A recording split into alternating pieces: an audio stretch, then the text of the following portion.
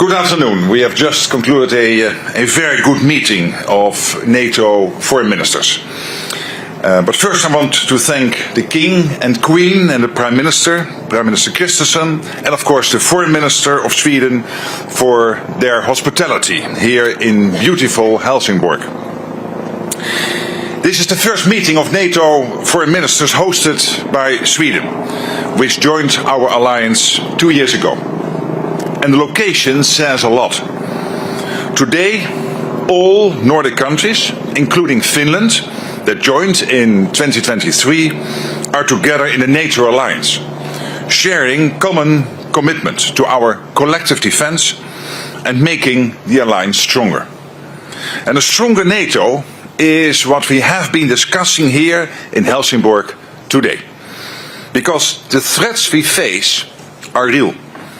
And we are committed to ensuring that NATO remains ready and able to address any challenge today, tomorrow, and well beyond. To ensure NATO remains ready, we need to invest in our defense, produce the capabilities we need, and continue our support for Ukraine.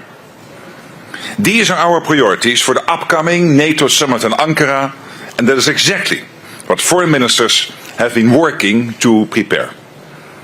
Last year in The Hague, allies, as you know, made a historic commitment to invest 5% of GDP in defense. The need for this investment is clear, and we are seeing real progress as allies make major increases to their investments.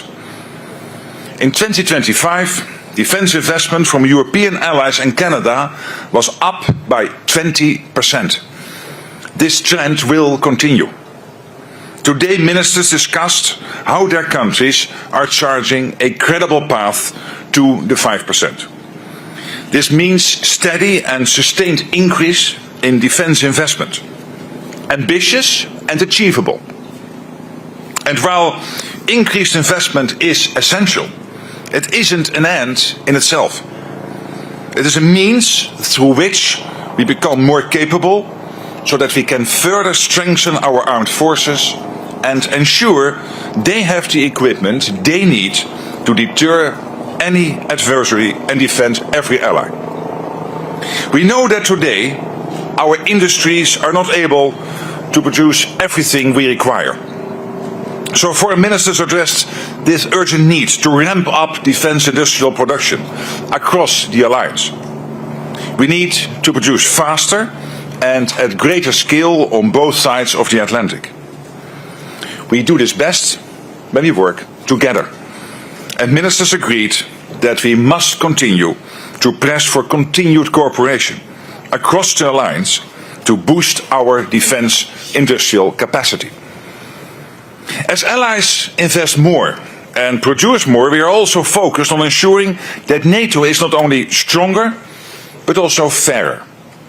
And we see European allies and Canada taking on greater responsibility for our shared security. And this is crucial. It makes the whole alliance stronger, firmly anchored by the transatlantic bond. I know some have been questioning that bond, and perhaps even questioning the resolve of this alliance to remain united in the face of an adversary. So let me be crystal clear. Allies' commitment to Article 5 is ironclad. Our resolve and ability to defend every ally is absolute. Were anyone to be foolish as to attack us, the response would be devastating. This is a defensive alliance. We are strengthening NATO to deter aggression and to ensure we are able to defend it, if necessary. And this is the path we will continue to pursue. An important part of ensuring our own security is continuing our support for Ukraine. And this was another topic of discussion among foreign ministers. Ukraine's foreign minister, Andriy Sybiha, joined us here on Thursday evening. Russia continues to wage its horrific war and target civilians and civilian infrastructure. Ukraine continues to defend its sovereignty and independence with bravery and ingenuity. And we are working to ensure that our support for Ukraine remains substantial, remains predictable, remains sustainable, and based on Ukraine's critical requirements. The prioritized Ukraine requirement list Pearl remains an important mechanism for delivering urgent support to Ukraine, providing crucial US equipment that makes a real difference on the front lines and helps protect Ukraine's cities and civilians. Allies continue to contribute through this and other means. Ukraine must have what it needs to defend itself today and deter future aggression tomorrow. Finally, ministers exchanged views on wider developments affecting Allied security, including in the Middle East. Iran continues to attempt to hold the global economy hostage by closing the Strait of Hormuz. This direct assault on freedom of navigation and global commerce impacts us all.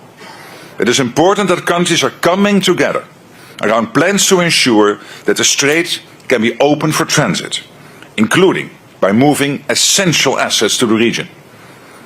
This is another clear reminder of how security challenges are increasingly interconnected, and that allies and partners have a strong interest in working closely and proactively together. Our discussions here in Helsingborg have been essential as we prepare for our summit in Ankara just 6 weeks from now. And the task ahead is clear: to turn Allied commitments into concrete results, increased investment, industrial production, and continued support for Ukraine. All of this contributes to a stronger NATO and greater security for all of us. Sweden joined the alliance 2 years ago because the security situation in Europe had fundamentally changed. Together, all allies are shaping NATO's response.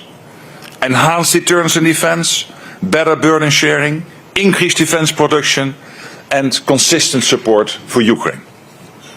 In a more dangerous world, we are actively building a stronger NATO. And with that, I'm ready to take your questions. All right, let's start here with SVT in the second row.